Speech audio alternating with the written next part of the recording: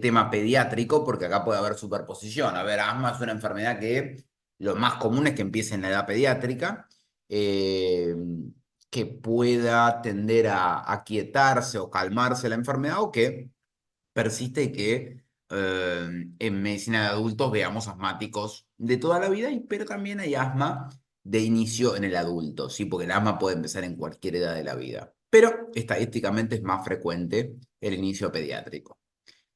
Fíjense que esta es una guía para el manejo de asma en adultos, ¿tá? Que es la que vamos a ver ahora. ¿Cómo hacemos el diagnóstico de asma? Bueno, hay síntomas característicos, hay una limitación, cuando digo limitación digo obstrucción, variable al flujo aéreo expiratorio, ¿sí? Eh, y es esta variabilidad la que la diferencia del EPOC, que acabamos de ver que es una obstrucción fija al flujo aéreo expiratorio. Entonces, ¿cómo es este tema de los síntomas característicos? Bueno, episodios recurrentes de disnea, opresión torácica, sibilancias, tos. Pregunta de examen, ¿cuál de los siguientes es característico de asma? Tos que empeora por la noche. También perfectamente puede ser en las primeras horas de la mañana. Se suele desencadenar por una infección viral del tracto respiratorio, por hacer actividad física, por exposición a alérgenos o irritantes y la posibilidad de que mejoren con broncodilatadores o corticoides. Ahora, la pregunta de examen tiene que ver con esto, ¿no? Con que manejen bien que todos estos síntomas pueden ser característicos, pero yo tengo que objetivar esta cuestión. ¿Y cómo hago para objetivar eh, esto frente a síntomas que son subjetivos, ¿no? Entonces, limitaciones a obstrucción al flujo aéreo documentada por espirometría. Esto es un índice BEFS1 sobre CBF bajo. Y bueno, el BEFS1 a mayor gravedad del asma, más bajo lo vas a encontrar. Pero lo más importante, gente, de cara al examen, lo que lo diferencia de EPOC y de cualquier otra situación obstructiva es esto, la variabilidad de la función pulmonar, siendo la prueba más importante y pregunta de examen en forma práctica, la prueba de reversibilidad con el broncodilatador. Esto es, yo te hago una espirometría basal, eh, te aplico un broncodilatador de acción corta, tipo salbutamol o ipratropio, y después tu BEFS1 debería mejorar un 12% o más, ¿sí? Y aumentar 200 mililitros o más del BEFS1 basal, ¿sí? Entonces, suponete, tu paciente le hiciste una espirometría, te sopló un BEFS1 de 1200 mililitros, ¿sí? Aplico salbutamol y repito la espirometría entre 15, a los 15 minutos, ¿sí? El BEFS1 pasa a ser de 1600 mililitros. ¿Aumentó 200 mililitros o más? Sí, aumentó como 400 mililitros. ¿Tá? Y ese aumento, esos 400 mililitros, ¿cuántos son del basal? Y como un 30%. Entonces digo que tiene reversibilidad con el broncodilatador. ¿Qué pasa el día del examen? Casito clínico y que les digan que el BEFS1 aumentó un 1%. No reversible. Que les digan que el BEFS1 aumentó un 18%. Reversible. ¿Tá?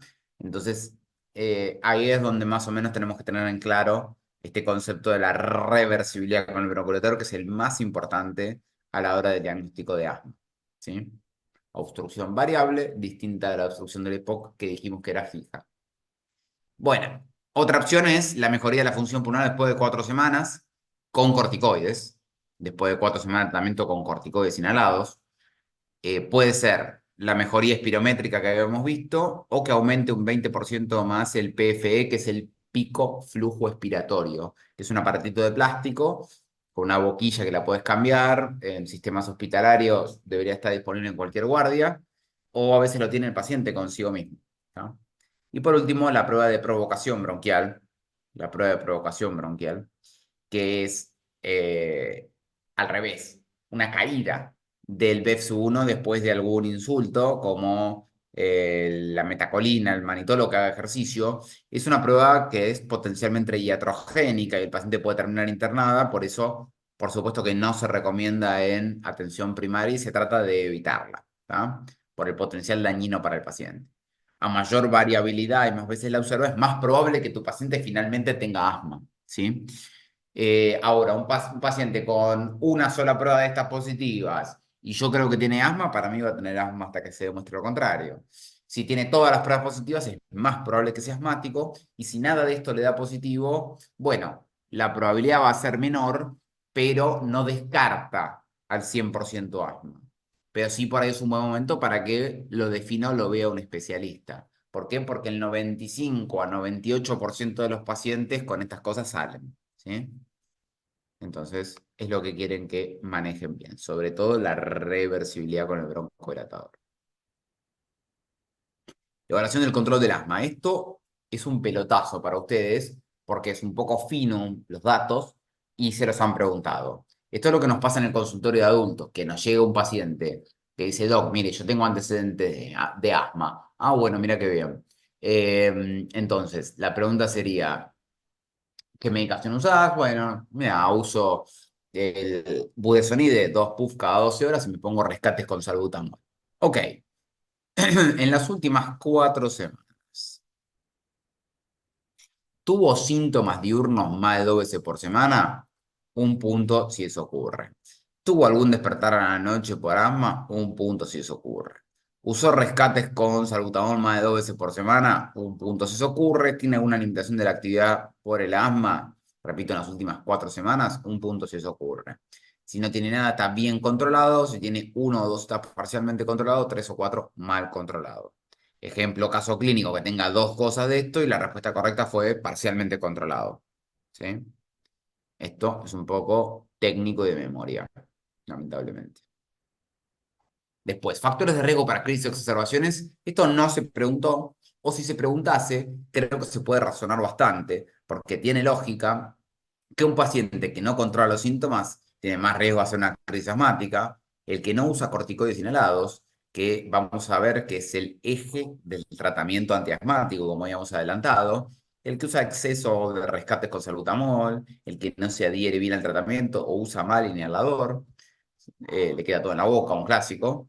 El que tiene BEPS1 bajo, problemas psicológicos o socioeconómicos, complican cualquier enfermedad crónica.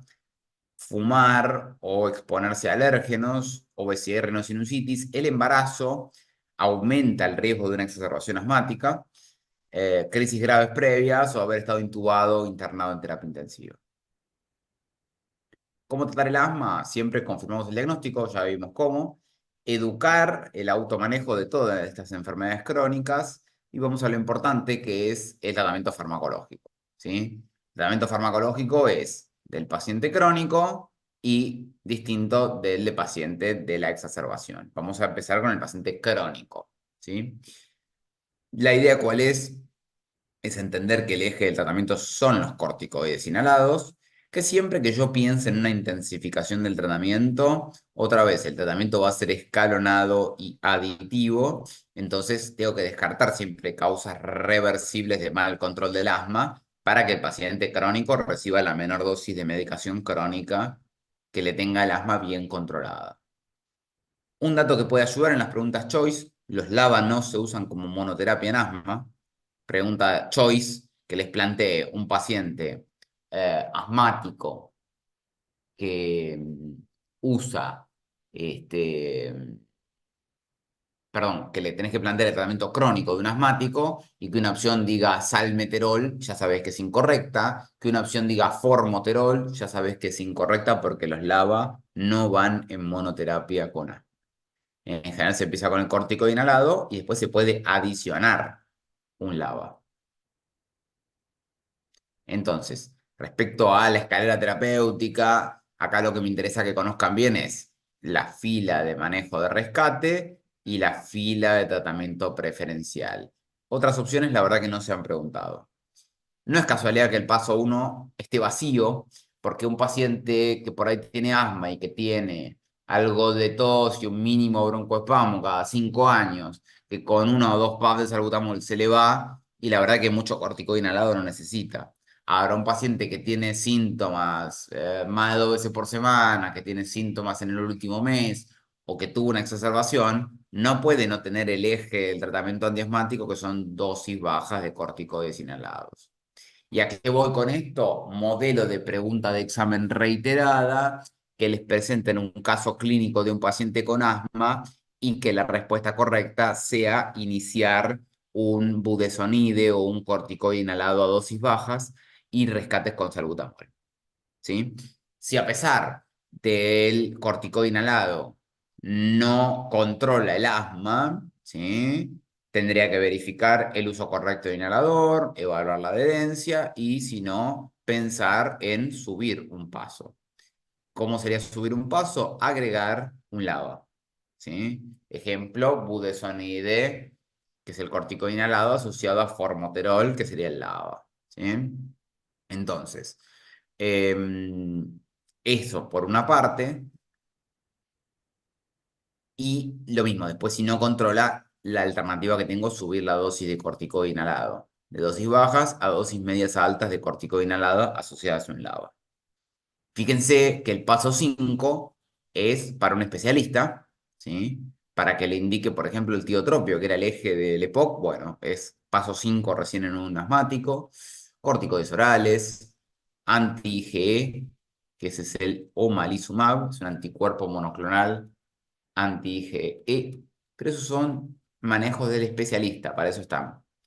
A mí lo que me interesa que recuerden, además de lo que vimos, es esto, que a partir del paso 3 el paciente se puede hacer los rescates con salbutamol o con budesonide formoterol. ¿Sí? Entonces, em, ¿por qué? Porque yo sé que el budesonide formoterol, el formoterol dura 12 horas, budesonide también, por eso hay que darlo 2 veces por día. Pero el formoterol tiene inicio de acción rápida, me rescata como un salbutamol y encima me dura 12 horas. ¿Sí?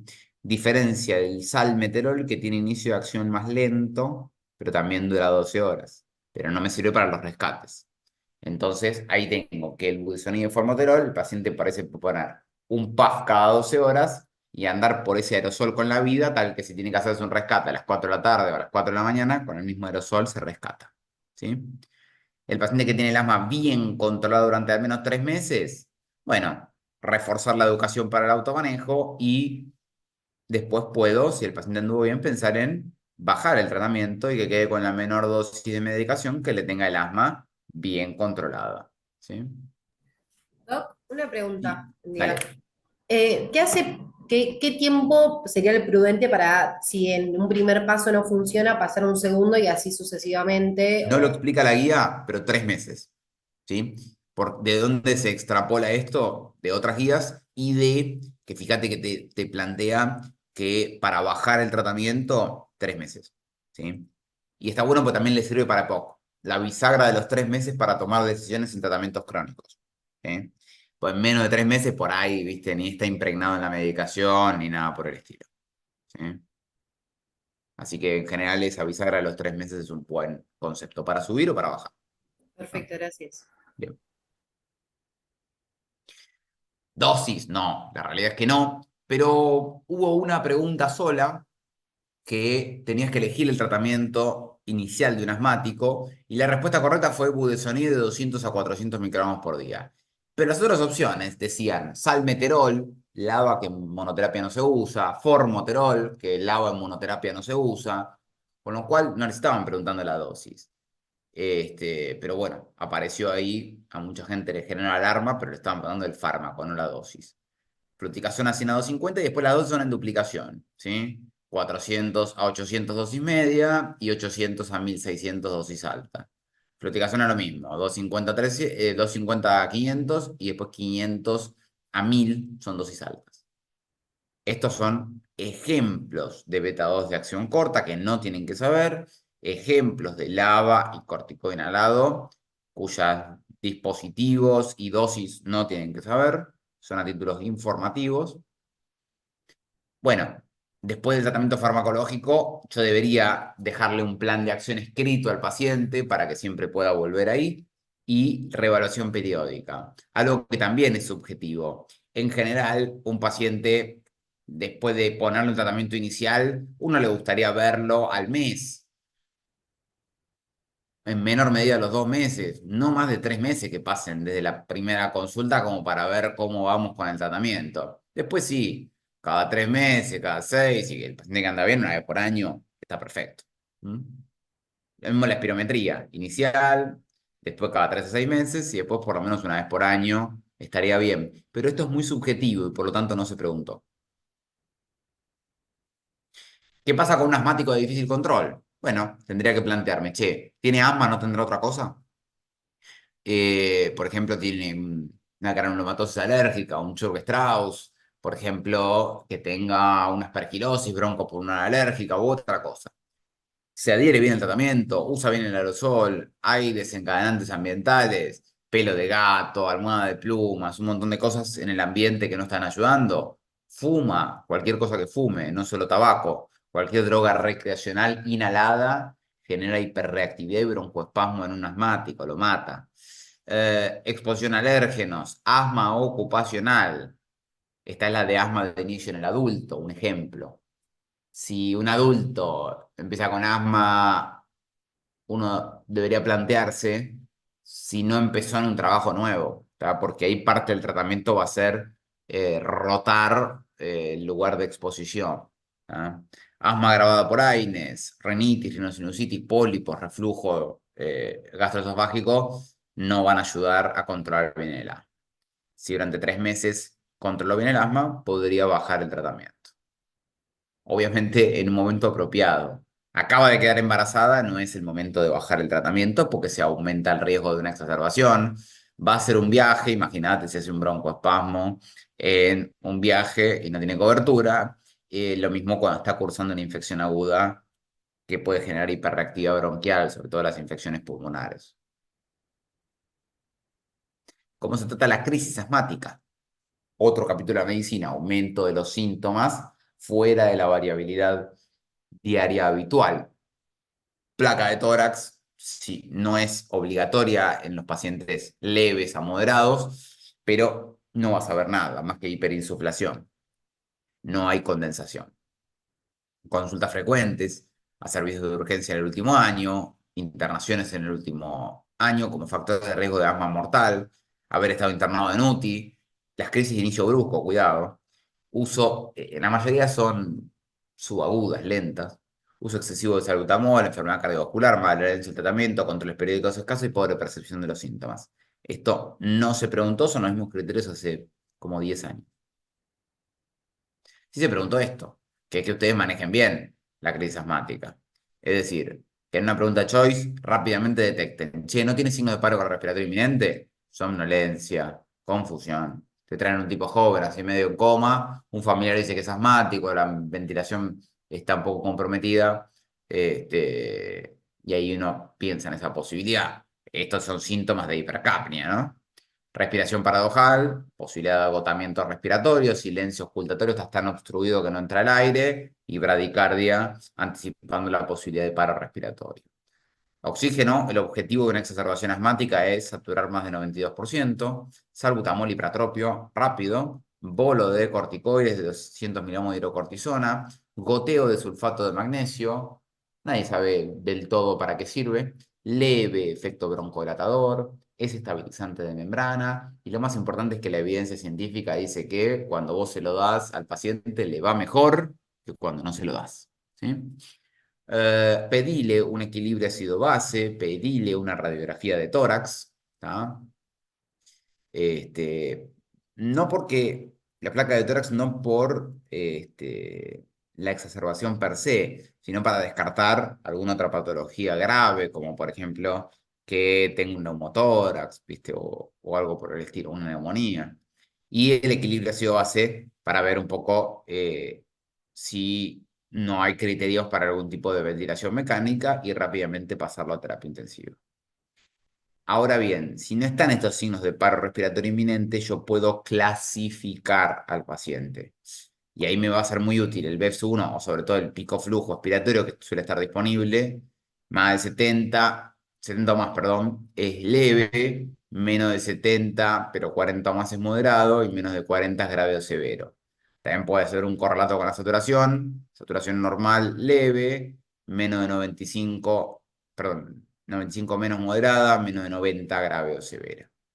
Exhalación leve y todos los pacientes con exhalación asmática se comen un ciclo de salbutamol y un ciclo de corticoides sistémicos. Sí, toda exhalación asmática se va a comer entre 7 y 10 días de corticoides sistémicos, aunque le vaya perfecto.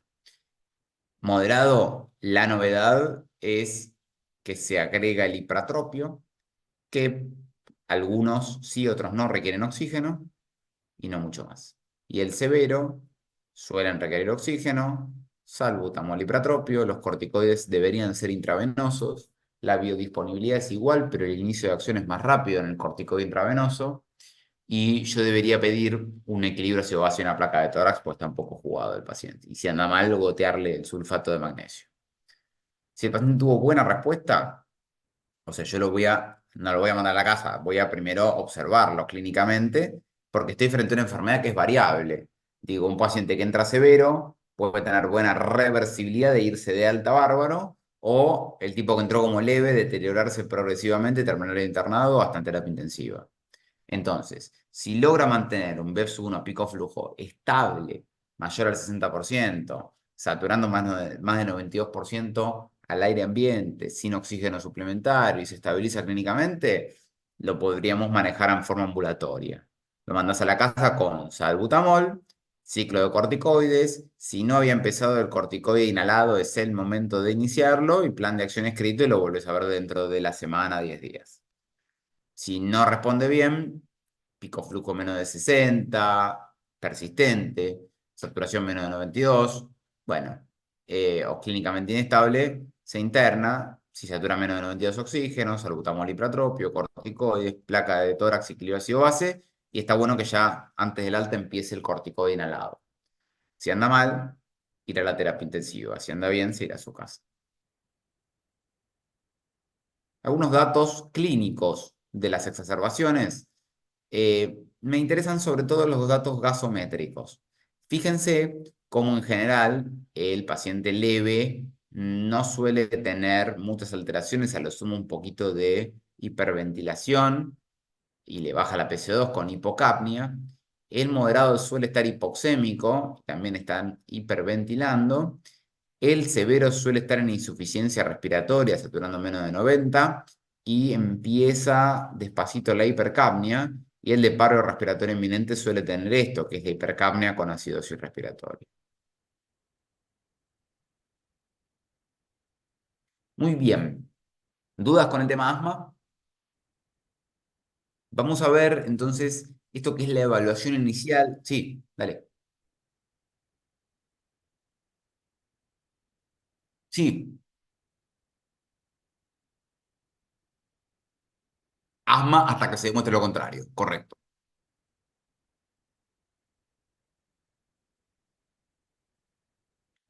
Es no reversible y por prevalencia lo más común es que se trate de poco, ¿sí? Puede llegar a ser bronquiectasia, pero bueno, lo más común es que sea de poco, sí, sí, por nada.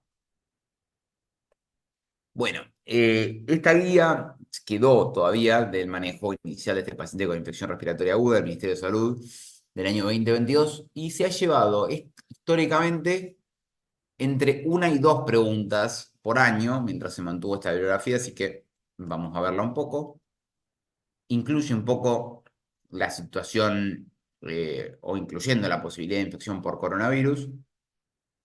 Entonces, frente a los síntomas respiratorios agudos, rápidamente me invita a estratificar el riesgo. Y estratificar el riesgo tiene que ver con que si un paciente tiene comorbilidades, llámese paciente añoso, más de 60 años, o tiene alguna insuficiencia cardíaca, hepática, renal, respiratoria, es un diabético, o está inmunosuprimido o es oncológico, bueno, y o tiene signos clínicos de que podría tener una neumonía, desatura, está muy taquipneico, tiene crepitantes en el examen físico y yo ese paciente tengo que descartar una neumonía, así que debería pedirle una placa de tórax frente y perfil y un laboratorio básico. ¿Por qué? Porque si yo veo una opacidad nueva, definición de neumonía, clínica más radiografía con opacidad nueva, listo, tiene una neumonía. ¿Está? Ahora, si la radiografía de tórax es normal, la opacidad es dudosa y tengo la posibilidad de hacer una tomografía, bueno, la verdad que estaría buenísimo hacerla para definir, porque a veces no se ve nada en la placa y en la tomografía sí se ve, no opacidades nuevas, y yo le aplicaría estos criterios ATS-ITSA que tienen que ver con qué paciente requiere terapia intensiva y qué paciente no. Por supuesto que si no tiene factores de riesgo y no tiene sospecha de neumonía, ¿sí? O si llegó hasta la tomografía de tórax sin neumonía, se puede manejar en forma ambulatoria. ¿Mm? Entonces, em, ¿qué se preguntó? Se preguntó no que tiene el laboratorio básico, que es un hemograma, una función renal, un hepatograma, un ionograma y una ferritina, sino esto de los criterios mayores y menores para definir la interacción en terapia intensiva. Entonces, los tienen que saber cuáles son los criterios mayores, que con un criterio mayor, llámese que requiere intubación y ARM, es decir, ARM invasiva, y o que requiera vasopresores en forma persistente, con uno de esos tiene que estar en terapia intensiva. Uno porque requiere el respirador, el otro porque por los vasopresores tiene que estar monitoreado. Los vasopresores son arritmógenos. Y la otra es tres criterios menores. Tres criterios menores, ¿cuáles son? Tres o más de taquipnea de 30 o más respiraciones por minuto. Acá dice PO2 menor a 250 y es PAFI menor a 250. PAFI menor a 250. Les recuerdo que eso es PO2 dividido la fracción inspirada de oxígeno, ¿tá? Que para que se den una idea, lo normal es más de 400, ¿sí? En condiciones habituales.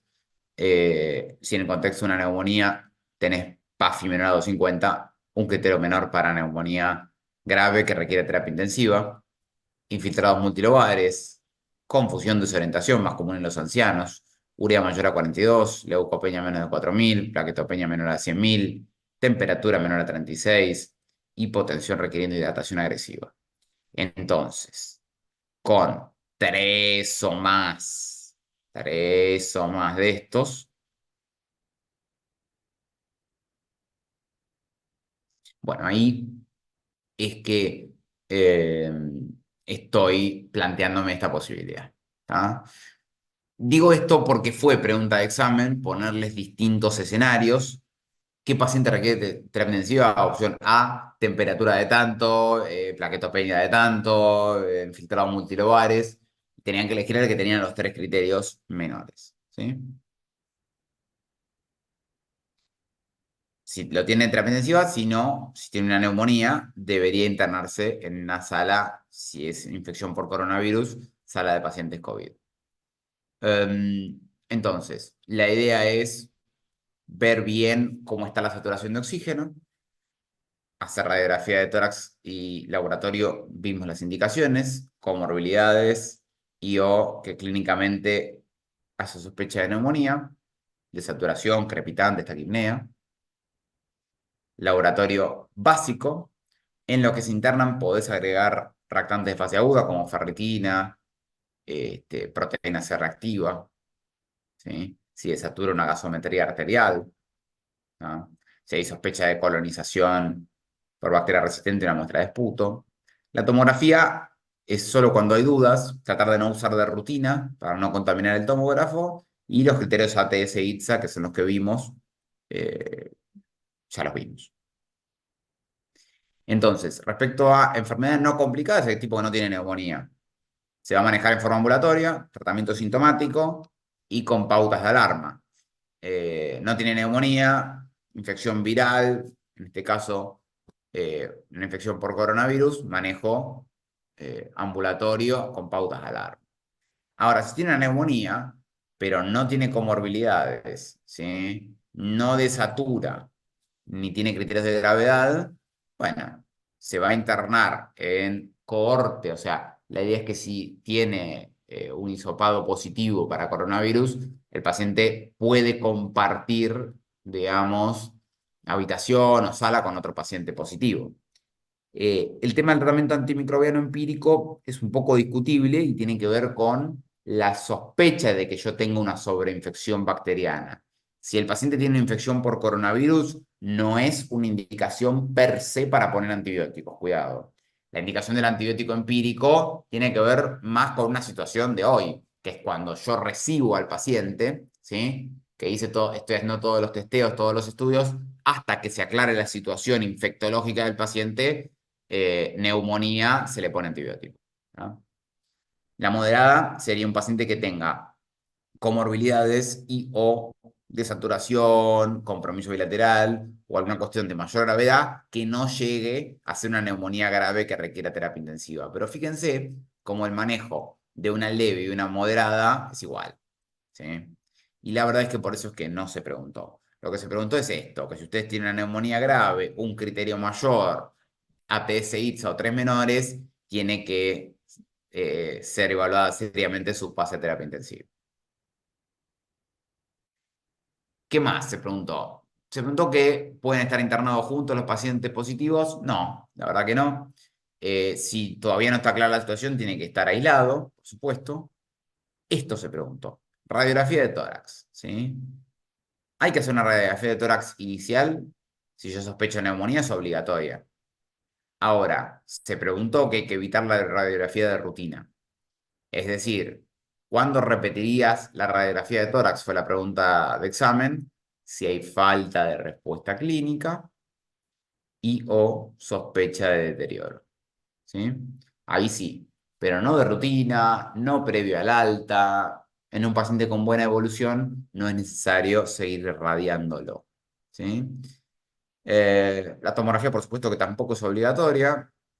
Electrocardiograma al ingreso sí es obligatorio y para el manejo del dolor y la fiebre, inicialmente paracetamol como antitérmico. Respecto al objetivo de saturación de oxígeno, si no tiene POC ni ninguna enfermedad con hipercapnia, un asma grave, con que satura entre 92 y 96 estamos muy bien, o una P2 mayor a 75. Si no llego a ese objetivo al aire ambiente, lo puedo apoyar con una cánula nasal no humidificada para que no aerosolice entre 1 y 6 litros por minuto. Y si necesita más de 6 litros por minuto, hay que usar una máscara con reservorio. ¿Sí? Bien.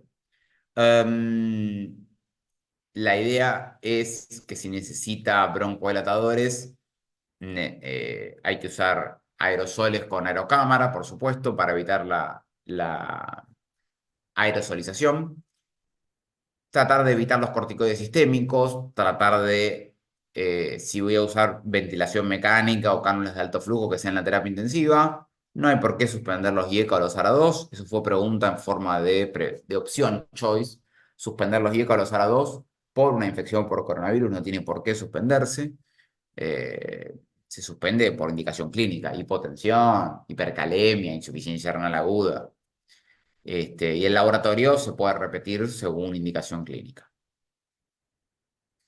¿Cuándo hay que pedir una gasometría arterial y pasar al paciente a terapia intensiva? Bueno, frente a ese paciente que tiene una disnea moderada, grave, que tiene signos de trabajo respiratorio y está usando músculos accesorios o tiene un movimiento abdominal paradójico, obvio que hay que pedir una gasometría arterial y pensar en que ya está necesitando una terapia intensiva, el que está muy taquipneico, el que está con APAFI menor a 200 o el que está con insuficiencia respiratoria hipercápnica, tal que va a necesitar apoyo ventilatorio. ¿Sí?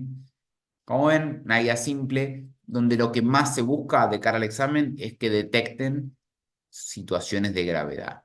Clasificación, triage inicial para el paciente que necesita terapia intensiva, signos de deterioro y después respecto al manejo, cosas groseras como lo de la placa de tórax que marcamos.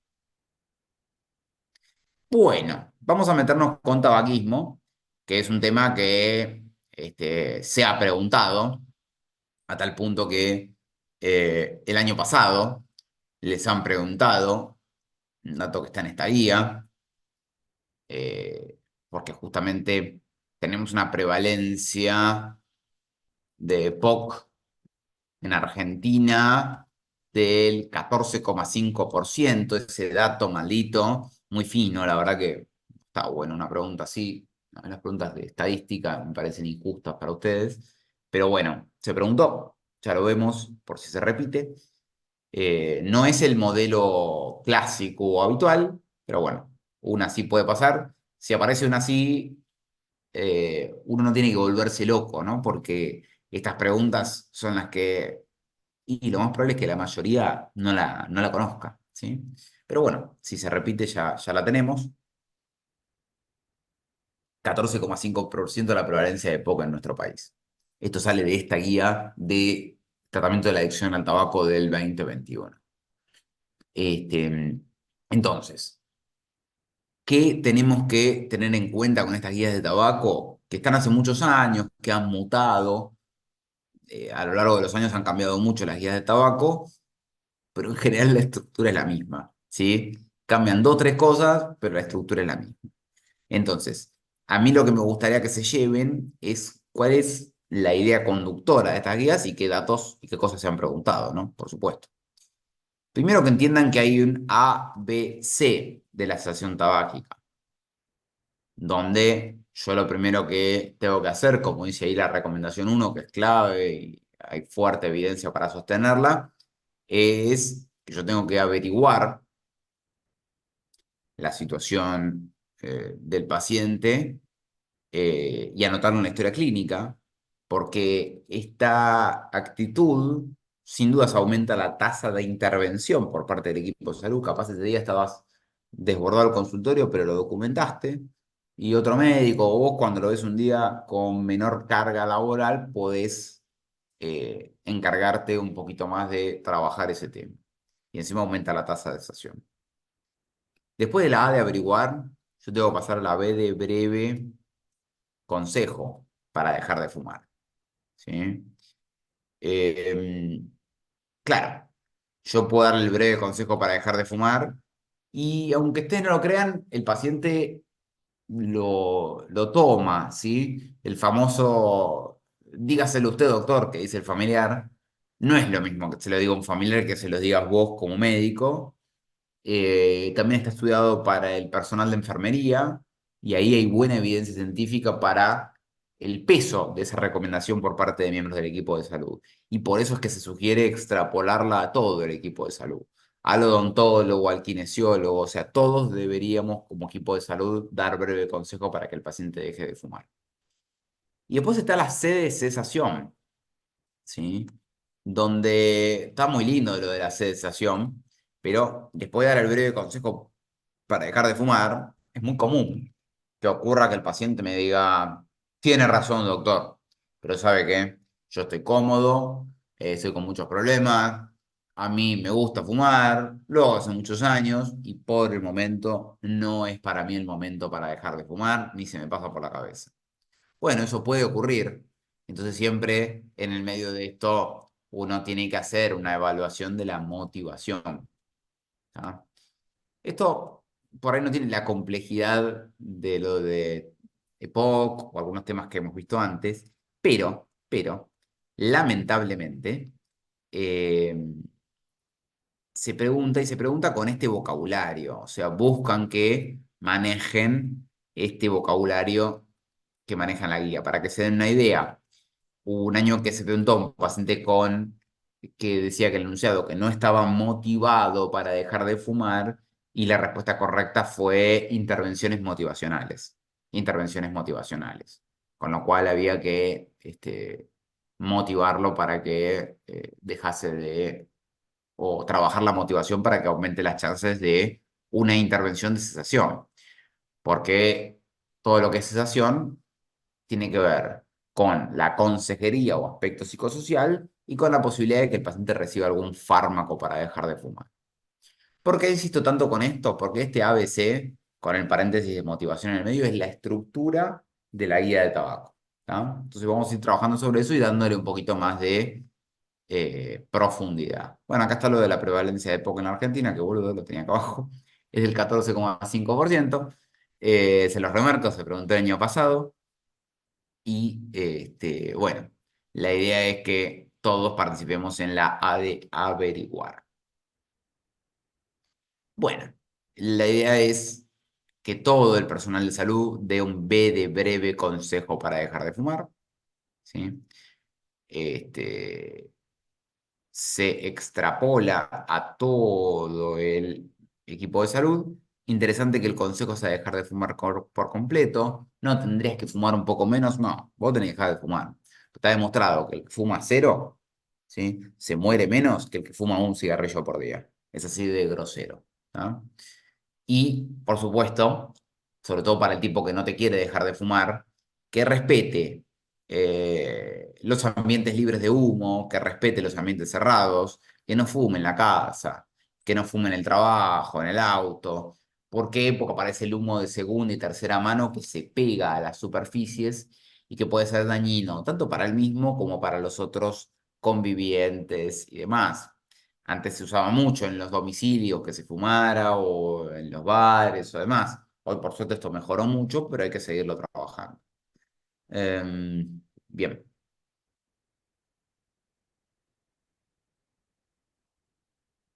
extrapolar, decía, a odontólogos, farmacéuticos, a todo el equipo de salud. Y fíjense cómo en la recomendación 4 aparece la evaluación de la motivación. ¿Sí? Vamos a ver más adelante una cosa que se llama modelo transteorético de Prochaska y Di Clemente, que tiene que ver con identificar en qué etapa de la cesación estás de tu adicción, precontemplación, contemplación y demás, lo vamos a ver un poquitito más adelante. ¿Qué pasa con las intervenciones que tienen que ver con aumentar la motivación para que este paciente deje de fumar? Bueno, sin dudas, hay que hacer una entrevista motivacional como estilo de atención, es decir, hay que motivar al paciente a que se profundice en lo que es la sedación tabáquica.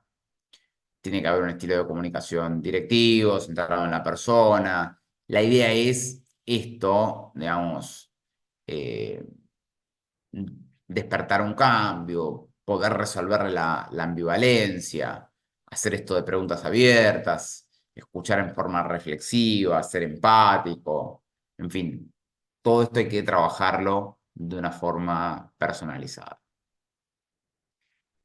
No se recomiendan estas mediciones biológicas y de búsqueda de daño, es decir, que vos le hagas un Doppler carotidio y que detectar una placa carotidia o el monóxido de carbono exhalado, porque aumentan mucho los costos y no han demostrado mucho beneficio. Es más, si encima le llegan a dar bien los estudios, el paciente te va a fumar el doble, pues si ves, no me pasa nada a mí con el tabaco. Entonces, no se recomienda esto para los pacientes en general, pero sí por ahí puede recomendarse en casos especiales como en una embarazada, como vamos a ver más adelante. Porque yo tengo una embarazada que sigue fumando, que no hay chance de que deje de fumar, a veces un estudio de evidencia de daño por ahí la hace entrar en razón, pero como recomendación general para la población no.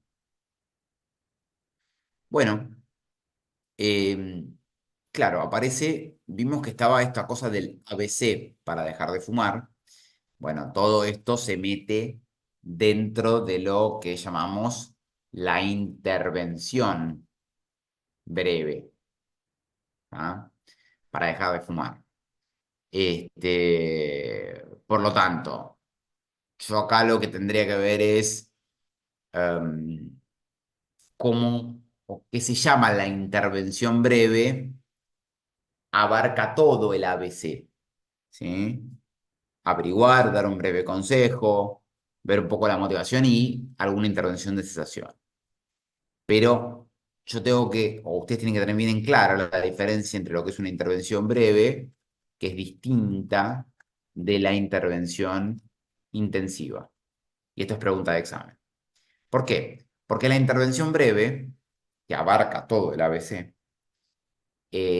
la puede hacer todo el equipo de salud, ¿sí? Aumentan las tasas de cesación y llevan menos de 10 minutos de la consulta, ¿sí?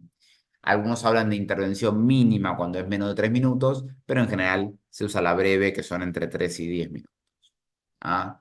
Y es importante porque hay que integrarlas a la atención habitual por todo motivo de consulta. Y les marco esto porque fue pregunta de examen esto, que el paciente que por ahí va por una contractura muscular a la consulta y se detectaba que era fumador, uno, como médico general, tenía que aplicar una intervención breve para dejar de fumar porque la podemos hacer cualquiera de los miembros del equipo de salud, ¿sí? Sin importar el motivo de consulta. Algunos a este ABC le dicen las 5A. Es lo mismo, ¿sí? Es lo mismo, es otra forma de verlo. De las 5A, bueno, es como una forma un poco más extendida del ABC que me parece un poco más fácil de recordar.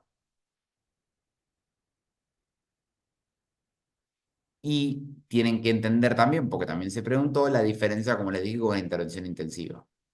¿Cuál es la diferencia? Rápidamente, lleva más de 10 minutos por sesión.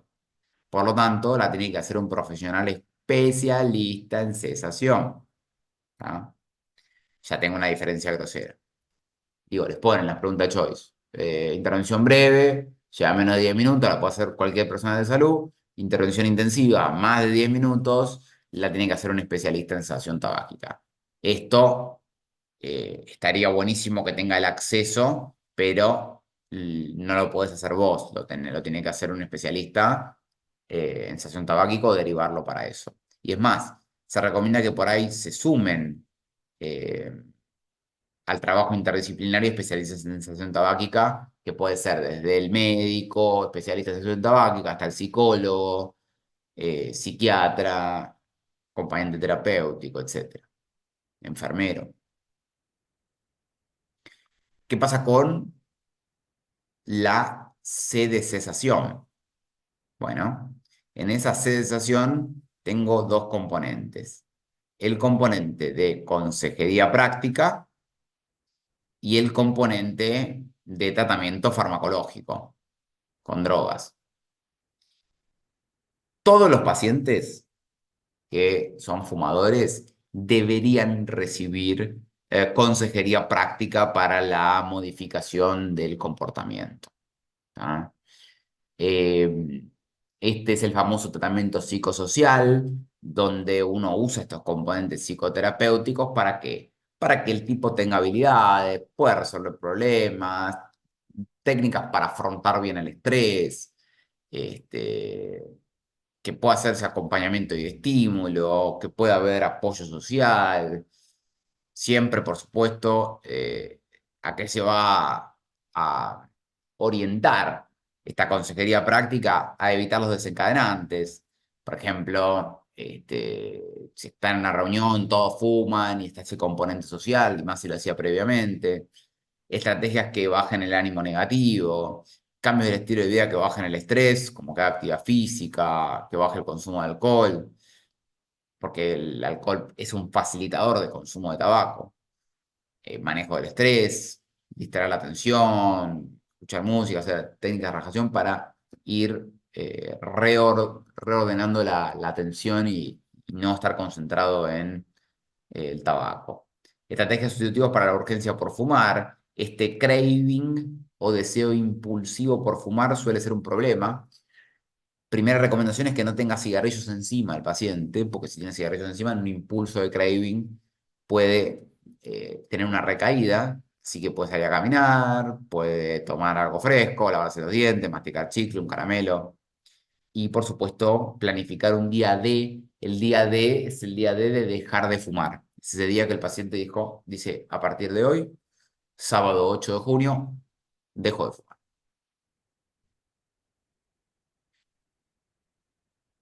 ¿Sirven las líneas telefónicas con seguimiento de los pacientes? Sí, son una excelente alternativa. ¿Sirven las teleconsultas, ya sea individuales o grupales? ¿Los programas de páginas web?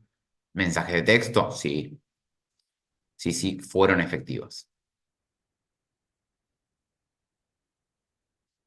¿Sirven las aplicaciones telefónicas? Una app en el celular, tipo I Can Quit. Sí, sirven, sirven. Tiene un poco menos de evidencia científica, pero es claro que sirven. Lo mismo los materiales de autoayuda. Todas las estrategias donde vos bombardees al paciente con información para que deje de fumar ayudan. Bueno, la idea es que el tratamiento de sedación tenía un componente psicosocial o bien un componente este, digamos, de consejería, no conserjería, consejería, y aparecen los fármacos, ¿sí? Está bueno lo de los fármacos para dejar de fumar, porque si vos lo juntas con la consejería, aumentás las chances de dejar de fumar. Obviamente las dos cosas juntas van a tener más efectividad. Los fármacos en general duplican y hasta triplican las chances de dejar de fumar. Pero ¿qué se pregunta con eso de cara al examen? Que tengan en claro qué paciente es candidato a fármacos para dejar de fumar y qué paciente no. ¿Sí? Y acá viene el primer concepto, y es que el estudio de los fármacos se hizo en pacientes que tienen 18 años o más. Por lo tanto, si tenés menos de 18 años, no sos candidato a fármacos, ¿sí? Porque no hay evidencia de seguridad del tratamiento farmacológico. ¿Qué pasa con los pacientes que fuman menos de 10 cigarrillos por día?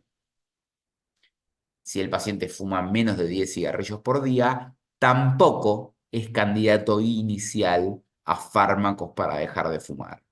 ¿Y por qué no es candidato inicial a fármacos para dejar de fumar? Porque la evidencia científica dice que en estos pacientes la dependencia por el tabaco suele ser menor y no justificarse entonces el inicio de un tratamiento farmacológico. Porque, a ver, en el fondo, ¿qué hacen los fármacos para dejar de fumar? Te bajan la dependencia física. Y si fumás menos de 10 cigarrillos por día, la dependencia física estadísticamente es baja y por eso no tiene sentido, ¿no? Entonces, inicialmente puede ocurrir que evolutivamente sí sea necesario, pero de inicio no. Esto es lo que les decía, menos de 10 cigarrillos tienen pruebas de dependencia física más bajas, ¿no? Bien. ¿Qué pasa con el que fuma 10 cigarrillos o más por día? Si fumas 10 cigarrillos por día o más, ahí sí sos candidato a fármacos para dejar de fumar. Exclusiones, menor de 18 años, ya lo dijimos, y otra exclusión son las embarazadas. Las embarazadas tampoco son candidatas iniciales a fármacos para dejar de fumar por dudas sobre la seguridad de los fármacos en este caso. Igual con las embarazadas, vamos a ver en un rato que hay que ver caso por caso, ¿viste? Porque hay embarazadas que fuman como un esfuerzo y es un problema para su hijo o hija en camino. Entonces, ahí por ahí uno termina poniéndole, pero de entrada, embarazadas y menores de 18 años, no. Entonces, si fumas 10 cigarrillos por día o más, no es una mujer embarazada, no es un menor de 18 años, bueno, está recomendado fuertemente que yo le indique un parche de nicotina al paciente. En general, los tratamientos duran entre 2 y 3 meses. Los reemplazos nicotínicos empiezan el día D de dejar de fumar, el día D de dejar de fumar, y la dosis estándar y que más se utiliza es la de 21 miligramos. Los parches vienen en múltiplos de 7, 14, 21 miligramos por día, pero fíjense que empezamos con la dosis más alta del parche.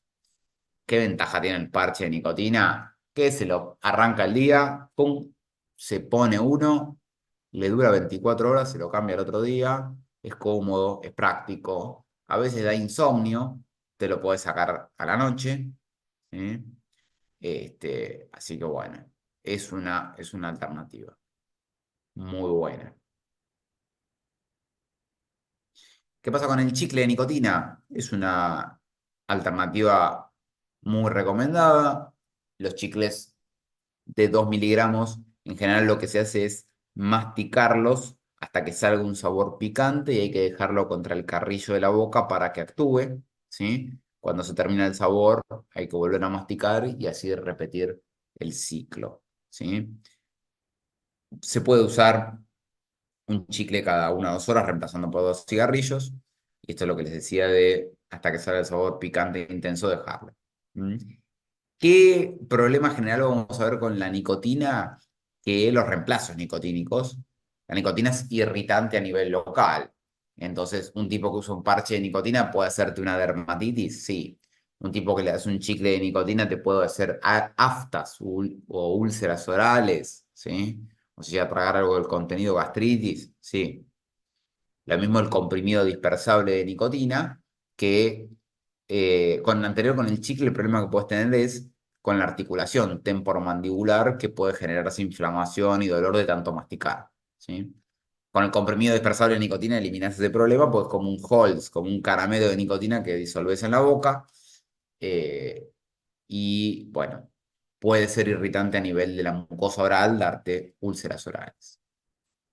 Otra recomendación fuerte, o sea que tiene buena evidencia científica, es el bupropión.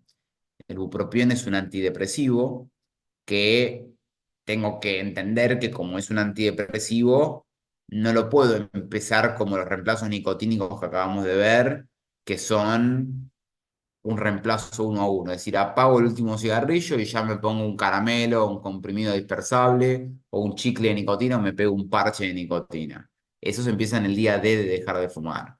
Ahora, el bupropión, que como es un antidepresivo, necesita de plasticidad sináptica para actuar, yo lo tengo que dar entre 1 y 2 semanas antes del día D de dejar de fumar. Entre 1 y 2 semanas antes del día D de dejar de fumar. Por lo tanto, este, lo tengo que conocer esa cuestión, ¿sí? Nos podemos adelantar a un concepto que vamos a reforzar porque es pregunta de examen, y es que el bupropión baja el umbral convulsivo, por lo tanto está contraindicado en epilepsia. Este concepto fue pregunta de examen y lo tenemos que tener bien en claro. También está recomendada la vareniclina, nombre comercial Champix. Es una droga que se inventó pura y exclusivamente para dejar de fumar, como agonista de los receptores nicotínicos, aumenta la tasa de desación.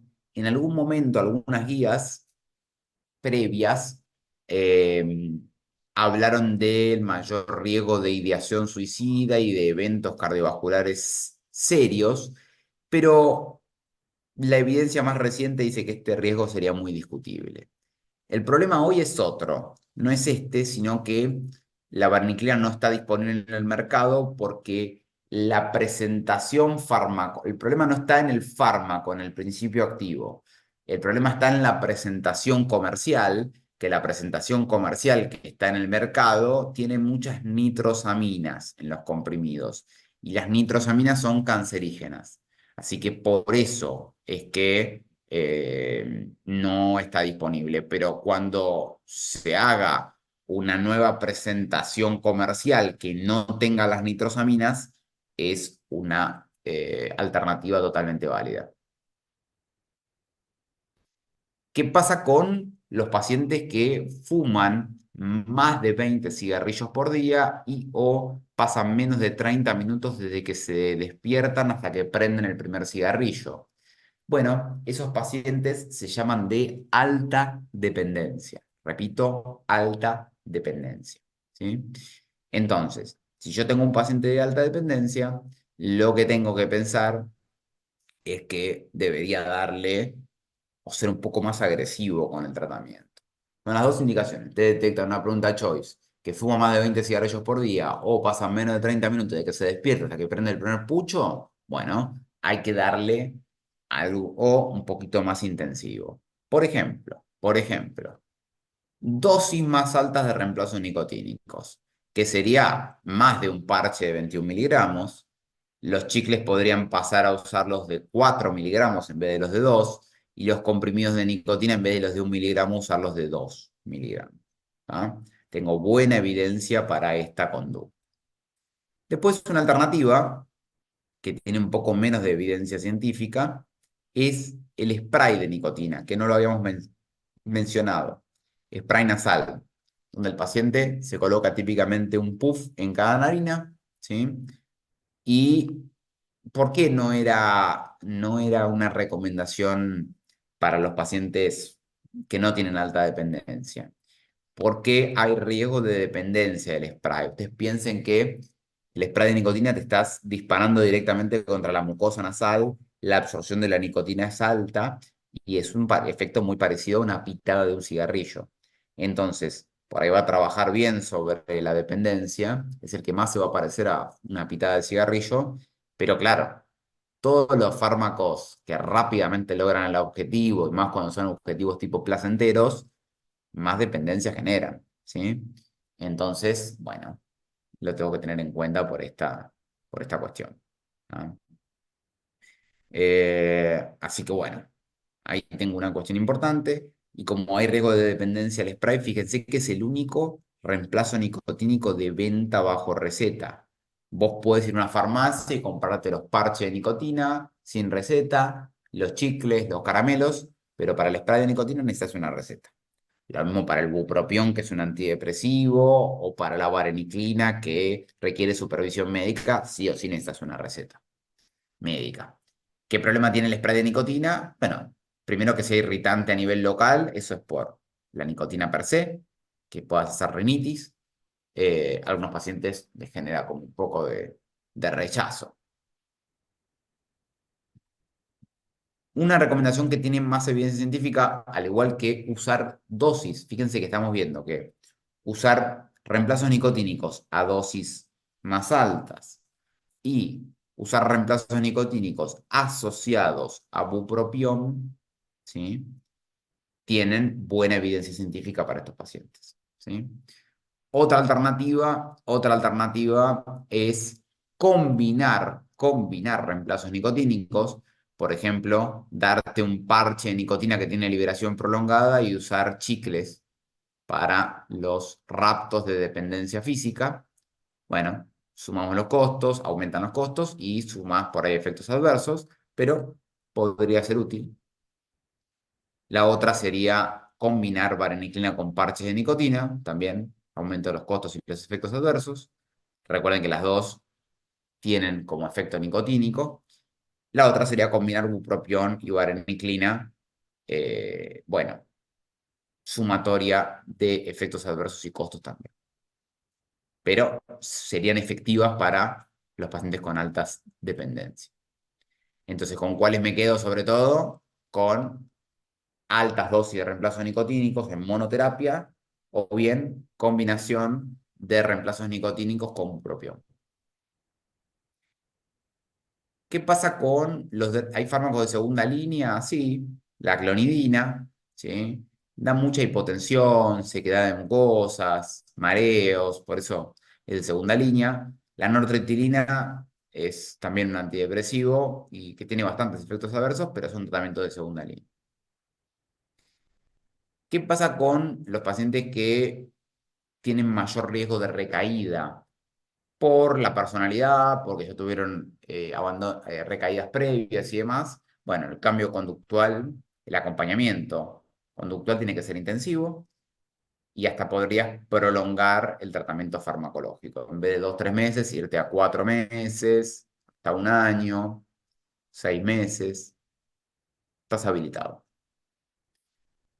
¿Qué pasa con el aumento de peso? Claro, el paciente deja de fumar, aumenta de peso, está más nervioso, está más inquieto. Entonces, es otra causa a veces de recaída. Entonces, ¿qué tengo que hacer? Estrategia nutricional, si encima de dejar de fumar tengo que hacer dieta, es difícil esta cuestión. Acompañar con actividad física, está buenísimo porque le baja la dependencia y trabaja mejor sobre este componente. Y los fármacos.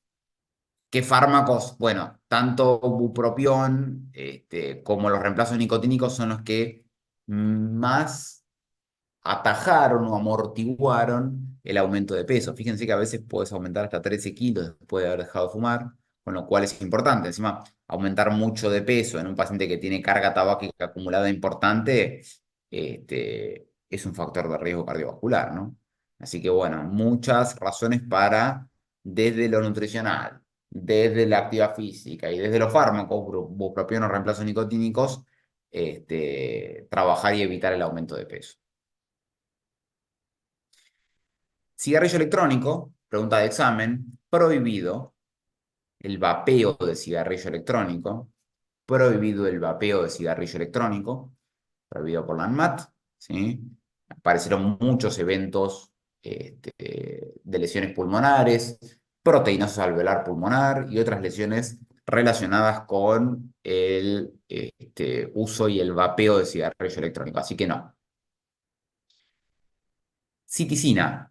Citicina está disponible en Europa, se usa bastante, sobre todo porque es barata, o por lo menos es costo efectivo. Es un agonista nicotínico, bajo costo, pero no está disponible en Argentina. Si estuviese disponible en Argentina hay que evaluarlo. El problema que tiene es que da bastante componente de dispepsia, náuseas y diarrea, pero bueno, sería una buena opción si estuviese disponible, pero no está en Argentina. Recomendaciones en contra: benzodiazepinas, beta bloqueantes, cannabinoides, ¿sí? También en contra las terapias aversivas, que sería, por ejemplo, encerrarte en una habitación llena de humo de tabaco para que te dé asco el tabaco. No, porque tenés una exposición alta a las sustancias tóxicas de tabaco. Todas esas cosas no se recomiendan. ¿Qué pasa con los niños, las niñas, los adolescentes? Bueno, lo que tengo que tener en cuenta es primero interrogar a los padres que acompañan a ese niño o niña. ¿Por qué? Porque si los padres siguen fumando, bueno, la idea es que tengo que entender que pueden haber, si los padres fuman en el domicilio, los chicos pueden sufrir otitis a repetición, infecciones respiratorias, hasta enfermedades respiratorias crónicas como broncoespasmo, trastorno de la conducta. Así que bueno, tener en cuenta el tema de aprovechar la consulta para interrogar a los padres. Aparte, por los hijos es más común que dejen de fumar. ¿Qué pasa con los adolescentes? Menores de 18 años, no hay evidencia que me avale a ponerle fármacos para dejar de fumar, así que tampoco hay evidencia de los tratamientos conductuales en los adolescentes. Así que bueno, la idea es hacer educación, consejería y demás para sobre todo evitar el inicio de consumos de productos de tabaco. Embarazadas, bueno, la idea es siempre averiguar. Hasta el 20% de las embarazadas en Argentina fumarían, eso es muchísimo.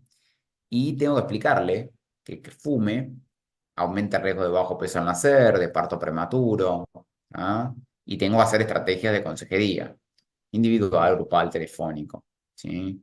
Así que dejar de fumar en cualquier momento de la gestación puede ayudar, puede ayudar. Hay mayor riesgo de aborto espontáneo, de parto prematuro, de placenta previa, de restricción del crecimiento intrauterino, de muerte súbita neonatal. Así que efectos neuroteratogénicos, un desastre. No hay nada peor que una embarazada que fume. Entonces, acá sí es donde les decía que podéis usar las estrategias de retroalimentación, pruebas bioquímicas, como por ejemplo el monóxido de carbono exhalado, para concientizar el veneno que se está metiendo en el cuerpo y cómo está perjudicando a su hijo o hija. Entonces, si a pesar de esto no logra la cesación, no logra la cesación, la idea es reservar el tratamiento farmacológico con reemplazo nicotínico para ayudar a dejar de fumar. Entonces, la idea es, si no logramos el objetivo, y bueno, algo tengo que hacer, porque capaz es peor que fume 40 cigarrillos por día que tome o que use un parche de nicotina, ¿sí? Así que, restringido, con consentimiento informado, y en el segundo y tercer trimestre podrías intentar algún reemplazo nicotínico para tratar de bajar la carga tabáquica o que deje de fumar esta embarazada. ¿Qué pasa con? Y a partir de acá, padecimientos mentales, ¿sí? Enfermos cardiovasculares. En todos estos pacientes, la idea es mantener una estrategia, digamos, agresiva con estos pacientes, porque encima los de padecimientos mentales sabemos que suelen fumar y mucho, ¿ah? Entonces, la idea es que use tratamiento farmacológico Lo mismo lo que tienen consumo problemático de sustancias, tengo que ser agresivo con el tratamiento porque suelen tener alta dependencia. Internados, en plan de cirugías, con EPOC, con enfermedades cardiológicas, con VIH, con patologías oncológicas, lo mismo, ¿sí? Voy a tener que usar estrategias no solamente de consejería, sino también agregar el componente farmacológico. Enfermedad cardiovascular, enfermedad EPOC, HIV, oncológicos. Tengo que usar tratamiento combinado, ¿sí? Psicosocial, conductual y farmacológico también. Bueno, esto es lo del ABC que les adelantaba, que viene de una sigla en inglés, pero que se puede traducir perfectamente, ¿sí? Averiguar, breve consejo y cesación. Esta es una buena integración, este gráfico.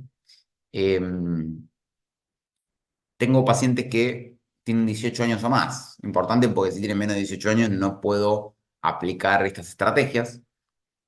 Ha de averiguar si fuma todos los días o no. Si no fuma, lo felicito. Si fuma, lo anoto. Y voy a dar el B de breve consejo para dejar de fumar. Si está dispuesto a dejar de fumar en el próximo mes, puedo avanzar con las estrategias de cesación. Empezando por la consejería práctica, ir planificando un día de dejar de fumar. Y si no, por lo menos que no fume en lugares cerrados y que tenga ayuda para cuando esté listo. Si fuma 10 cigarrillos o más por día, parche de nicotina, chicles o comprimidos, bupropión o vareniclina. Si tiene alta dependencia, más de 20 cigarrillos por día o menos de 30 minutos que se levanta hasta que prende el primer cigarrillo, bueno, dosis más altas de reemplazos nicotínicos o bien combinaciones tipo bupropión con parches de nicotina. ¿Ah? Si fuman menos de 10 cigarrillos por día, les dije, fármacos inicialmente no, y eventualmente a veces hace falta algún fármaco, ¿sí? Si el paciente se mantiene típicamente alrededor de 6 meses, un paciente que estuvo 6 meses sin fumar, está en lo que llamamos una etapa de mantenimiento, por los primeros 3 a 6 meses son los más duros en cuanto a dependencia física y psíquica y donde hay más riesgo de recaída. Después de los 6 meses de haber dejado de fumar es menos frecuente o el riesgo baja mucho de que tenga una recaída, pero hay que seguirlo igual. Entonces, entrevista motivacional, importante. La idea es despertar el cambio, ayudar a la persona a explorar y resolver la ambivalencia. No se sugiere la confrontación, ¿sí? Como estilo, sino como objetivo. Entonces, la idea es hacer unas preguntas abiertas, una escucha reflexiva, que el paciente solo se vaya dando cuenta de la situación. Tengo que ser empático, tengo que escucharlo de forma reflexiva. Tengo que explicitar la discrepancia, evitar la discusión, dar un giro a la resistencia y fomentar la autoeficacia. Esto casi para cualquier relación médico-paciente es muy útil. Médico-paciente familiar. Estadios de cambio de Prochaska. Volvemos a las preguntas de examen. Precontemplación, pregunta de examen en forma de caso clínico, no percibe la necesidad de cambiar el comportamiento y es el que, bueno, tengo que hacer que no fume en lugares cerrados, darle todas las herramientas para cuando esté listo y tratar de motivarlo. Contemplación, piensa en la posibilidad de dejar de fumar, le gana la ambivalencia, busca excusas para no hacerlo. Bueno, la idea es dar preguntas abiertas, tratar de convencerlo. Preparación, esto es importante, se está preparando para dejar de fumar en el próximo mes y es en el que puedo avanzar con las intervenciones de cesación. Acción comprende lo cercano al día a día hasta los próximos 6 meses de abstinencia y mantenimiento. Dejó de fumar hace más de 6 meses, como les adelantaba, y ya el riesgo de dependencia física y psíquica se derrumba espectacularmente. Entonces, las etapas de cambio son importantes porque la recaída es parte del proceso y puede recaer el paciente en cualquiera de las etapas previas. ¿Sí? Bueno, ¿qué pasa con la consejería práctica? Bueno, ya un poco habíamos adelantado, manejo de los estímulos y habilidades, apoyo por el equipo de salud y sociofamiliar. Bueno, los fármacos, un poco lo que usan, lo que buscan y lo que logran es bajar la dependencia física y por lo tanto bajar el riesgo de que el paciente haga un síndrome de abstinencia, ¿sí? Importante que la guía se la juega y no dice que hay evidencia para que prefieras tal o cual fármaco, ¿sí? En general, lo que más se utilizan son los parches de nicotina, pero no es que la guía te dice que tengas que empezar con tal, ¿sí? Pero es una estrategia bastante segura y demás, que bueno, que está buena. Pero fíjate que la guía te dice, no te recomiendo empezar con tal o cual, que te fijes qué paciente tenés enfrente. Porque, por ejemplo, si tu paciente es epiléptico, no le vas a poder dar bupropión, por ejemplo. Esto de las estrategias y las dosis, no. Bueno, y sí, digamos, para cerrar algunos conceptos importantes de fármacos para dejar de fumar que se han preguntado, los parches de nicotina, recordemos que la nicotina es irritante a nivel local y que se empiezan el día D de dejar de fumar. Lo tercero que tenemos que recordar de los reemplazos nicotínicos es que aumentan la frecuencia cardíaca. Por lo tanto, precaución en arritmias y en cuadros coronarios, ¿sí? Pueden dar insomnios, te lo sacas a la noche, las reacciones cutáneas en piel, vas a rotar el sitio de aplicación. Si es muy grave, lo puedes suspender, pero no es lo más común. Las dosis, la verdad que no se han preguntado. En general, los parches son de 21 miligramos. Hay de menos dosis y en general entre 2 y 3 meses de tratamiento.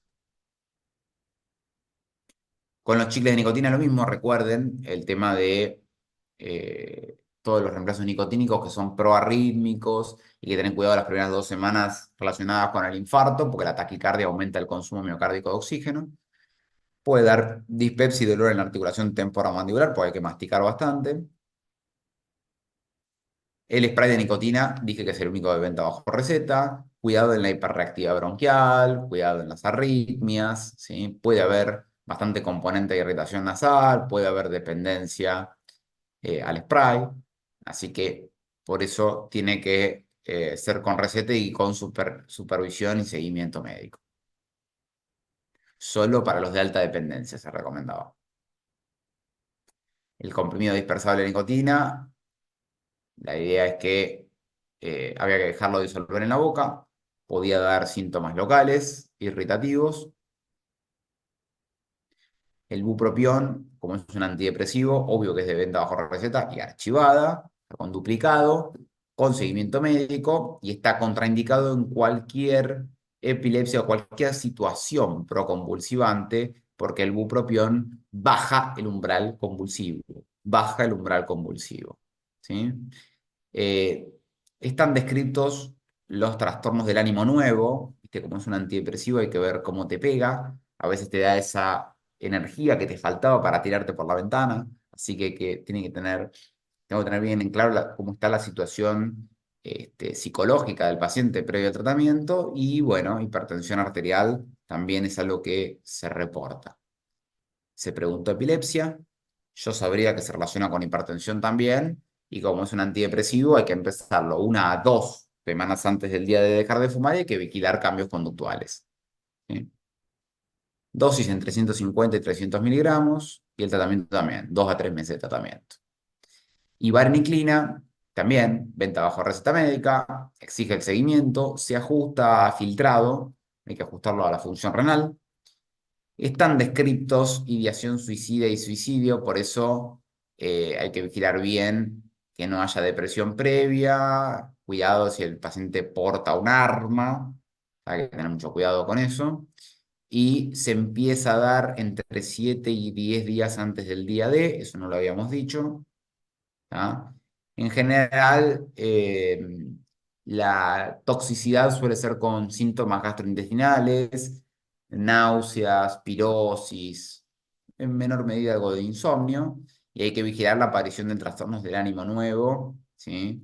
Se ha descrito toxicidad cardiovascular, pero no está documentada. Y si esto es lo que les decía, de que como tiene alto contenido de nitrosaminas, no está disponible hoy en el mercado, así que hay que esperar que salga una presentación comercial nueva. Bueno, no sé si les quedó alguna duda, algo que me quieran preguntar. Bueno, la idea fue repasar estos conceptos, estas guías